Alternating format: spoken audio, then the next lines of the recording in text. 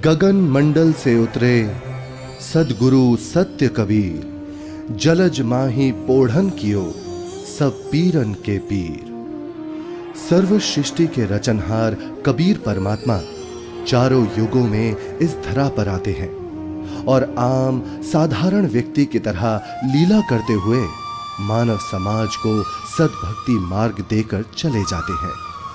आज से लगभग 600 वर्ष पूर्व कलयुग में अपने वास्तविक नाम कबीर नाम से सतलोक से चलकर कबीर प्रभु जी काशी के लहरतारा नामक तालाब में एक कमल के फूल पर सन 1398 ईस्वी संवत 1455 में ज्येष्ठ मास की पूर्णिमा को ब्रह्म मुहूर्त में प्रकट हुए थे। उन्हें नीमा और नीरू नाम के जुलाहा दंपत्ति ने पाला था। बात 1403 ईस्वी की है, जब कबीर प्रभु जी 5 वर्ष के थे। बालक रूप परमेश्वर कबीर साहिब जी ने 5 वर्ष की आयु से ही अपने अद्वितीय आध्यात्मिक ज्ञान में उस समय के सुप्रसिद्ध विद्वानों, ब्राह्मणों, काजी और मौलवियों के छक्के छुड़ाना शुरू कर दिया था। उन्हीं में से एक लीला है परमेश्वर कबीर जी द्वारा 104 वर्षीय काशी के सुप्रसिद्ध ब्राह्मण स्वामी रामानंद जी को गुरु धारण करने और उनको अपने अनमोल सत्य ज्ञान का उपदेश प्रदान करने की। रामानंद स्वामी जी रोज ब्रह्म मुहूर्त में गंगा घाट पर नहाने जाते थे। एक दिन ऐसे ही जब वो नहाने गए, जैसे ही स्वामी रामानंद चलकर नदी के किनारे सीढ़ियों से उतरने लगे, स्वामी रामानंद जी के पैर के खड़ाऊ कबीर प्रभु के सर पर लगते हैं। बालक कबीर जोर जोर से रोने लगे। रामानंद जी के चेहरे के भाव बदलकर चिंता वाले हो गए। वो नीचे की तरफ झुके। जैसे ही रामानंद जी झुकते हैं, उनकी गले की कंठी, जो कि एक तुलसी के मनके की होती है, पौड़ी पर बैठे कबीर जी के गले में डल जाती है और स्वामी रामानंद जी रोते हुए बालक रूप में परमेश्वर के सर पर हाथ सहलाते हुए बोलते हैं, ये क्या अनर्थ कर दिया मैंने। रो मत बेटा, राम राम बोलो। राम राम। राम राम कहने से सब दुख दूर हो जाएंगे। ये बच्चा जरूर अपने माँ बाप से बिछड़कर यहाँ आ गया है। ऐसा करता हूँ, स्नान करने के पश्चात इसे आश्रम ले चलता हूँ और फिर इसके माता पिता के बारे में पता करता हूँ।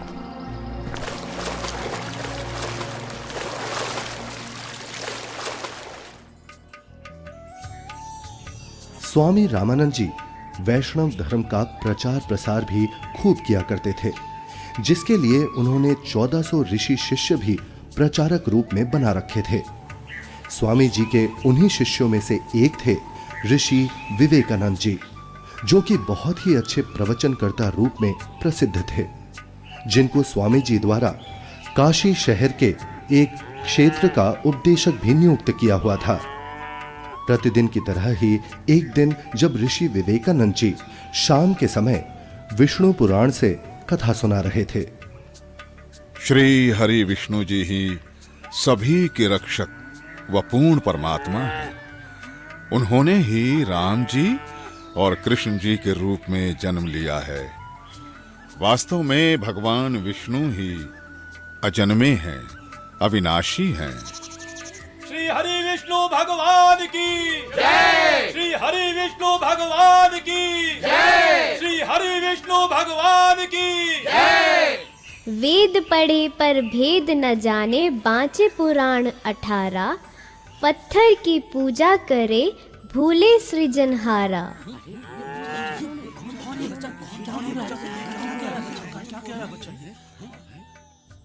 हे ऋषिवर, भगवान विष्णु अजन्मे और अविनाशी नहीं है। अब इसमें देखिएगा ब्रह्मा विष्णु महेश की क्या स्थिति है। श्रीमद् भगवत गीता, गीता प्रेस गोरखपुर से प्रकाशित है। संपादक हनुमान प्रसाद पोदार, चिमनलाल गोस्वामी। प्रकाशक एवं मुद्रक हैं गीता प्रेस गोरखपुर, गोविंद भवन कार्यालय कोलकाता का संस्थान। अध्याय 4 चल रहा है, 123 पृष्ठ पे।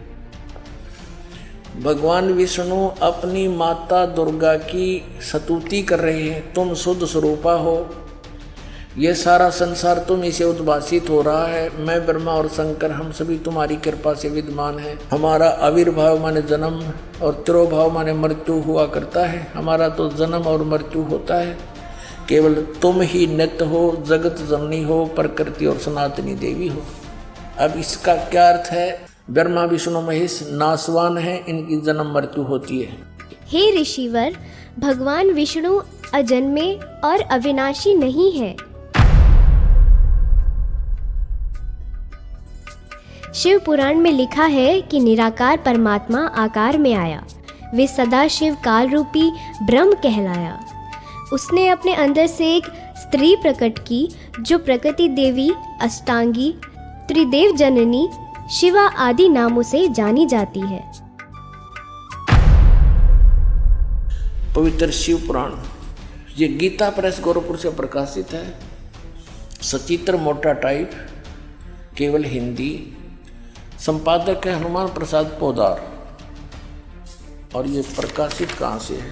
प्रकाशक एवं मुद्रक हैं गीता प्रेस गोरखपुर, गोविंद भवन कार्यालय कोलकाता का संस्था। अब देखना ये रुद्र संहिता का, अब हम छठा अध्याय पढ़ रहे हैं 101 पृष्ठ पे। देवर से एक समय ब्रह्मा जी बता रहे अपने पुत्र नारद को, एक समय उस आनंद वन में रमण करते हुए शिवा और शिव के मन में ये इच्छा हुई, दुर्गा और काल के मन में, कि दूसरे पुरुष की सृष्टि करनी चाहिए, यानी कोई पुत्र उत्पन्न करना चाहिए, जिस पर यह सृष्टि संचालन का महान भार रखकर हम दोनों केवल काशी में रहकर इच्छा अनुसार वितरे और निर्वाण धारण करें। ऐसा निश्चय करके शक्ति सहित सर्वव्यापी परमेश्वर शिव ने, इस काल ने अपने वाम भाग के 10वें अंग पर अमृत मल दिया। फिर तो वहाँ से एक पुरुष प्रकट हुआ, यानी इन्होंने पति पत्नी व्यवहार किया काल और दुर्गा ने, और वहाँ से एक पुत्र की उत्पत्ति हुई। देखिएगा 102 पृष्ठ पे, 102 पृष्ठ पे शिव ने कहा, वो बालक उत्पन्न हुआ, उसके कहा कि वत्स, काल ने कहा बेटा, व्यापक होने के कारण तुम्हारा विष्णु नाम विख्यात हुआ। फिर काल रूपी ब्रह्म ने एक काशी नामक सुंदर स्थान बनाया। वहाँ दोनों शिव तथा शिवा अर्थात काल रूपी ब्रह्म तथा दुर्गा पति पत्नी रूप में निवास करने लगे। भगवान विष्णु इनकी ही संतान है।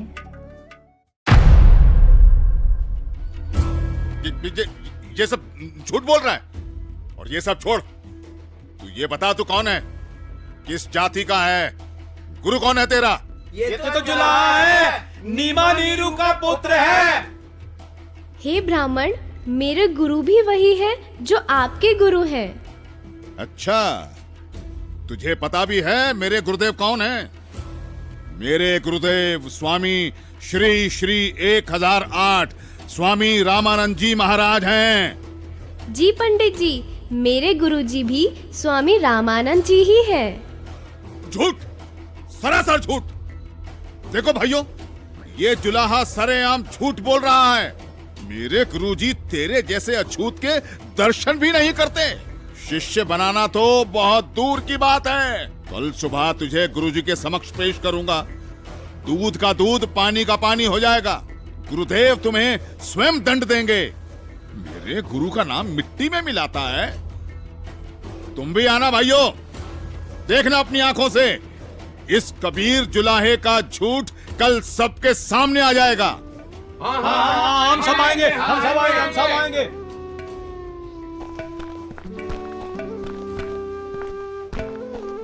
अरे पंडित जी, कम से कम मेरे सवाल का उत्तर तो देते जाइए। विवेकानंद सीधा रामानंद जी के पास पहुंचा और उन्हें सारी बात बताई। रामानंद जी भी गुस्सा हो गए कि आखिर कैसे एक जुलाहा खुद को मेरा शिष्य बता सकता है। हे गुरुदेव, एक छोटी जाति का जुलाहा अपने आप को बड़ा विद्वान सिद्ध करने के लिए भगवान विष्णु जी को नाशवान बताता है। क्या नाम है उसका? गुरुदेव, उसका नाम कबीर है। कबीर? हाँ गुरुदेव, कबीर। हे गुरुदेव, उसने तो हम ब्राह्मणों का घर से निकलना भी दूभर कर दिया है। हमें महाशर्मिंदा होना पड़ रहा है। आज उसने भरी सभा में कहा कि पंडित स्वामी रामानंद जी मेरे गुरुजी हैं, मैंने उनसे दीक्षा ले रखी है। झूठा है वो, सरासर कपटी है वो जुलाहा। वो कैसे मुझे अपना गुरु बताता है? उसको कल लेकर आओ मेरे सामने, और उन सभी को भी बुला लेना जिनके सामने उस तुच्छ जुलाहे ने तेरी बेइज्जती की है। कल सभी के समक्ष उसके झूठ का पर्दाफाश करूंगा।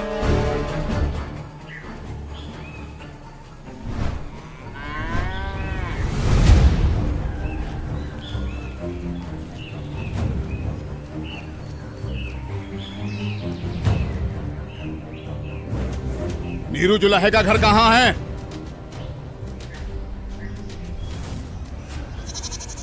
नीरू, नीरू सुनो, नीरू, नीरू। क्या हुआ भाई? बड़े परेशान दिख रहे हो। विवेकानंद अपने साथियों के साथ कबीर को पकड़ने आ रहा है। आपका घर पूछ रहा है। हाँ, लगता है कबीर ने इनको कुछ कहा है। उसे समझाओ, इनसे पंगा ना ले। क्या? कौन आ रहा है? हमें हमारे कबीर के लिए कौन आ रहा है? कौन पकड़ेगा? नीमा और नीरू डर जाते हैं और कबीर को झोपड़ी के पीछे ले जाकर कंबल से उड़ाकर छुपा देते हैं। तभी विवेकानंद वहां पहुंच जाता है। कहाँ है वो दंड बालक कबीर? कल उसने भरी सभा में मेरे गुरुदेव का अपमान किया है। आज सबके सामने गुरुजी उसकी पिटाई करेंगे। हे ब्राह्मण जी, क्या बात है? इतना क्रोधित मत होइए। हमारा कबीर किसी का अपमान कर ही नहीं सकता। न जाने क्यों आप हमारे कबीर के पीछे पड़े हैं। मेरा कबीर यहाँ नहीं है। अच्छा, अभी पता चल जाएगा। तोड़ डालो इसकी झोपड़ी को और ढूंढ कर निकालो उस अधर्मी कबीर को। रुक जाइए, हम हाथ जोड़ते हैं। हमारे कबीर में कुछ नहीं। घर में घुसकर विवेकानंद और उसके शिष्य तोड़ फोड़ करने लगते हैं तो कबीर प्रभु जी से नहीं रहा जाता। वो सामने आ जाते हैं। छोड़ो यहाँ, सब कुछ तोड़ फोड़ दो, सब कुछ। हे विवेकानंद ब्राह्मण, मैं यहाँ हूँ, झोपड़ी के पीछे। झोपड़ी के पीछे? पकड़ो उसे। पकड़ो। विवेकानंद उन्हें बंदी बना लेता है। फिर जब नीमा और नीरू कबीर प्रभु को बचाने की कोशिश करते हैं तो विवेकानंद उन्हें धक्का मारता है और हिंसा करते हुए कबीर प्रभु को रामानंद जी के पास ले जाता है। विवेकानंद और साथ आए शिष्य बालक को छुड़ाने के लिए बीच में आए नीरू और नीमा के ऊपर भी हाथ उठाते हैं।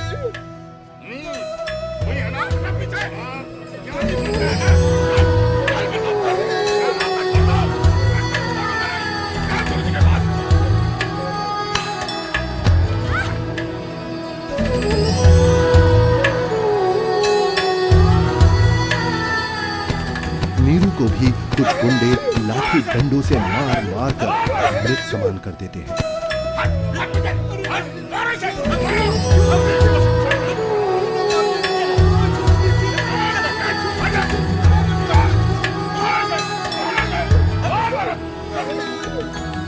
साच कहू जग मार ही, या झूठ कही ना जाई हो। साच न पूरा पावते, ये झूठे जगपति आई हो। एक तरफ विवेकानंद कबीर प्रभु जी को पकड़कर रामानंद जी के पास ला रहा था और दूसरी तरफ रामानंद जी ने अपनी कुटिया के बाहर एक बड़ा सा पर्दा लगवा दिया जिससे रामानंद जी की नजर शूद्र पर ना पड़े। हे स्वामी, आपके आदेश के अनुसार पर्दा लगवा दिया है जिससे कबीर की नजर आप पर ना पड़े। कबीर को इस पर्दे के पीछे ही खड़ा किया है। मारो इसे, इसने हमारे गुरुदेव का अपमान किया है। मारो, हमारे ईश्वर की निंदा की है इसने। मारो इसको, मारो इसे, मारो। शांत शांत शांत। आप सभी शांत रहें। गुरुजी खुद ही इस अधर्मी को सजा देंगे। कौन है तू जुलाहे? मैं सतलोक का निवासी हूँ, अजन्मा अविनाशी हूँ, पूर्ण ब्रह्म परमेश्वर हूँ। मेरा नाम कबीर देव है। ये सृष्टि मुझ पर ही आश्रित है। तू हाड़ मांस का बना मुसलमान के टुकड़ों पर पलने वाला नीच जुलाहा जाति का बालक है। तू खुद को परमात्मा कहता है। सत्य यही है कि मैं ही सर्वशक्तिमान परमेश्वर हूँ और आप ही मेरे गुरुजी हैं।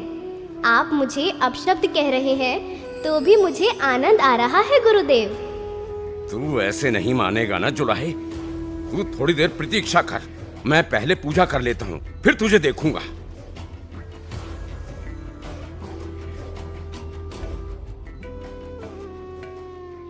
कहीं ये बालक सच में तो भगवान नहीं है, क्योंकि भगवान तो किसी भी रूप में कहीं भी आ सकते हैं।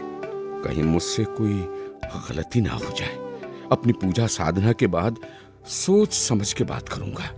104 वर्ष के रामानंद, जो कि सालों से ध्यान कर रहे थे, वो ध्यान करते हुए ही ध्यान में ही भगवान की काल्पनिक छवि बनाते और उनकी पूजा करते।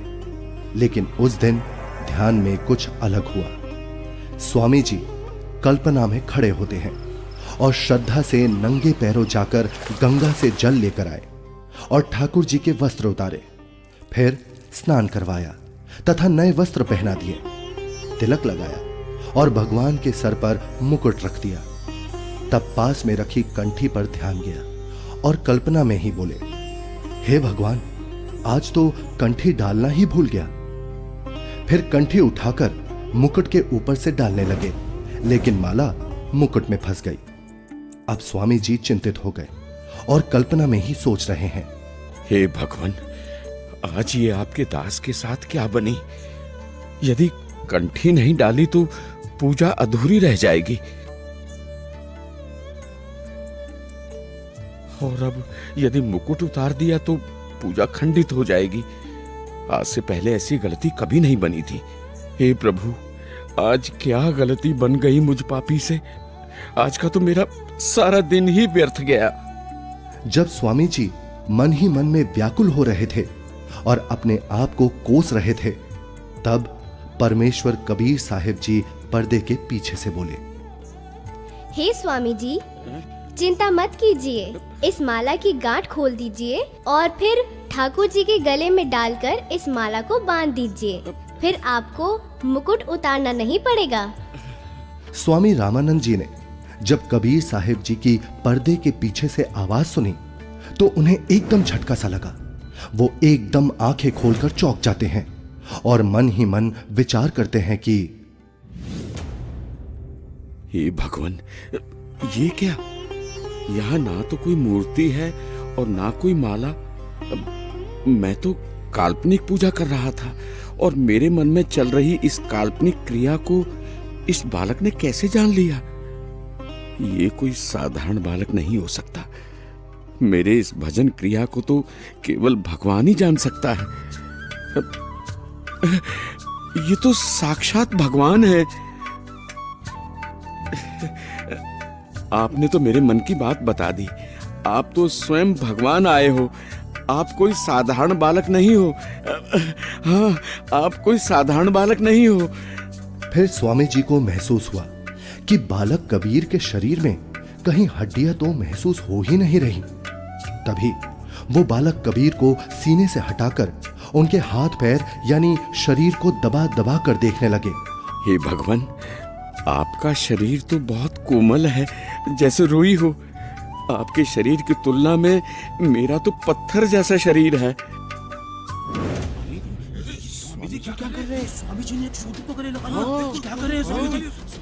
लगता है कि बुढ़ापे में गुरुजी का दिमाग हिल गया है, जो शूद्र को गले से लगा लिया।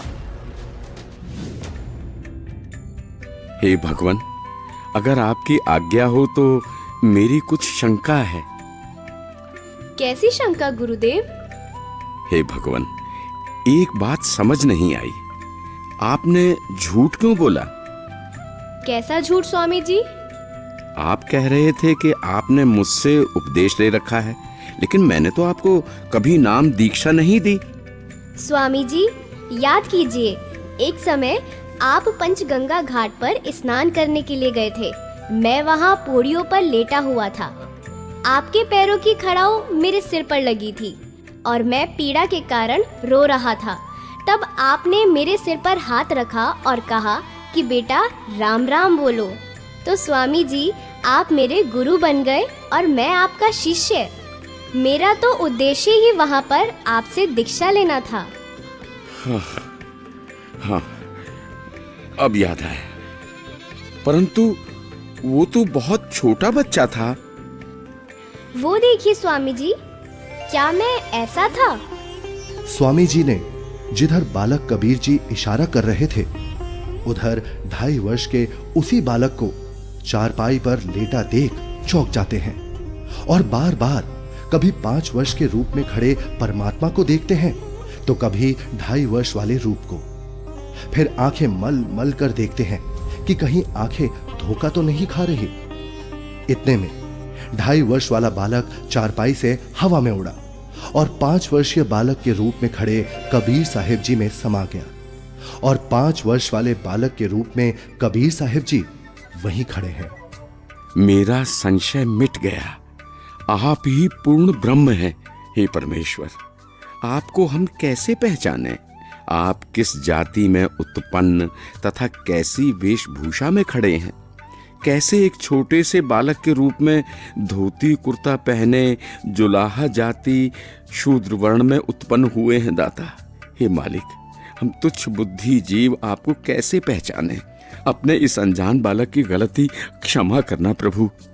ऐसा मत कहिए स्वामी जी, आप मेरे गुरुदेव हैं और मैं आपका शिष्य। नहीं भगवान, मैंने आपको पहचान लिया है। भगवान, आपके बच्चे की कुछ और शंकाएं हैं जिनका निवारण चाहता हूँ, यदि आपकी आज्ञा हो तो। हाँ स्वामी जी, बोलो, आपकी क्या शंकाएं हैं? हे कबीर देव, मैं अपने शिष्यों को राम नाम जाप करने को नहीं देता।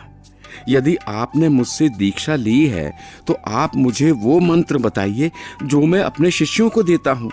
स्वामी जी, आप ओम नाम जाप करने को देते हो। आपने जो मंत्र बताया ये तो सही है, लेकिन एक शंका और है, कृपया उसका भी समाधान कीजिए। पूछिए गुरुदेव जी। मैं जिसे शिष्य बनाता हूँ उसे एक चिन्ह देता हूँ, वो आपके पास नहीं है। हे गुरुदेव, आप एक तुलसी की कंठी माला देते हो गले में पहनने के लिए। ये देखो गुरुदेव, उस दिन पंचगंगा घाट पर आपने ही तो अपने गले से निकालकर ये कंठी मेरे गले में पहनाई थी। ये सारी लीलाएं देखकर वह बालक रूप में खड़े कबीर परमात्मा की बातें सुनकर स्वामी रामानंद जी समझ गए कि ये कोई साधारण बालक नहीं है। उसके बाद कबीर परमात्मा ने स्वामी रामानंद जी को अपने उसी 5 वर्ष के बालक के रूप में अपने साथ यमलोक, स्वर्गलोक, विष्णुलोक, शिवलोक और फिर अंत में सतलोक में ले जाते हैं। ये सतलोक है। सतलोक में नूरी आत्माएं घूमती हुई, सफेद वृक्ष, सफेद फल, फूल, महल, दूधों की नदियां दिखती हैं। हीरे मोतियों के चमकीले पहाड़, सफेद वस्त्रों में मोतियों की माला पहने आत्माएं सतलोक में घूमती हुई। फिर वो दोनों एक बड़े से गुंबद नुमा महल के अंदर सतलोक में भगवान के पास पहुंच जाते हैं। सतलोक में पूर्ण परमात्मा कबीर जी एक गुंबद में एक ऊंचे सिंहासन पर विराजमान दिखते हैं। दोनों उस सिंहासन पर बैठे परमात्मा को प्रणाम करते हैं।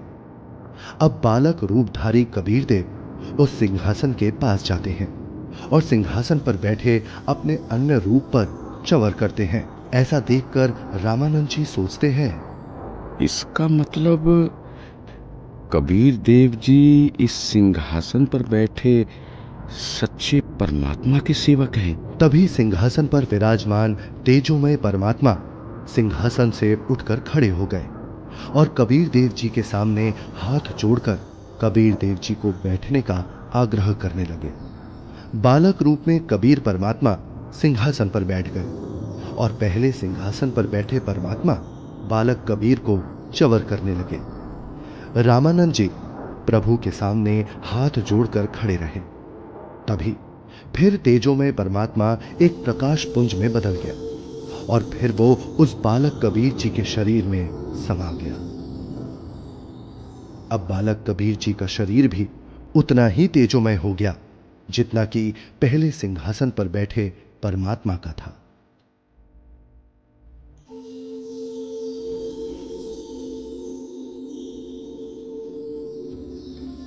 बोलत रामानंद जी सुनो कबीर करतारे, गरीबदास सब रूप में तू ही बोलनहार।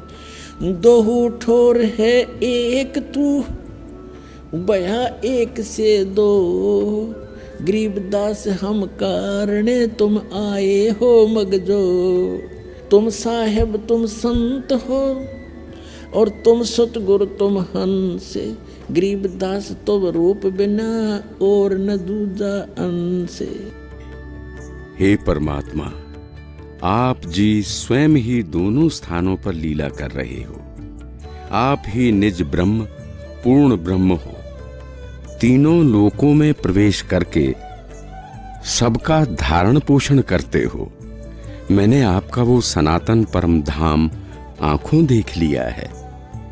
आप ही परमेश्वर हो, आप ही सतगुरु तथा आप ही तत्वदर्शी संत हो, और आप ही हंस अर्थात अच्छे बुरे को भिन्न भिन्न करने वाले सच्चे भक्त भी हो। मैं आपका भक्त, आप मेरे गुरुजी। स्वामी जी, आप मेरे गुरुजी ही बने रहो। मैं आपका शिष्य हूँ। ये गुरु परंपरा बनाए रखने के लिए अति आवश्यक है, नहीं तो भविष्य में संत भक्त कहा करेंगे कि गुरु बनाने की कोई आवश्यकता नहीं है। कबीर ने कौन सा गुरु बनाया था? इसलिए स्वामी जी, संसार की दृष्टि में आप मेरे गुरुजी की भूमिका कीजिए तथा वास्तव में जो साधना की विधि मैं बताऊं, आप वैसे भक्ति कीजिए। ठीक है परमात्मा, जैसी आपकी आज्ञा। इस प्रकार परमेश्वर कबीर जी ने 5 वर्ष की आयु में ही 104 वर्ष के ब्राह्मण को तत्व ज्ञान से परिचित कराया, और गुरु परंपरा को बनाए रखने के लिए कबीर साहेब जी ने स्वामी रामानंद जी को अपना गुरु बनाया।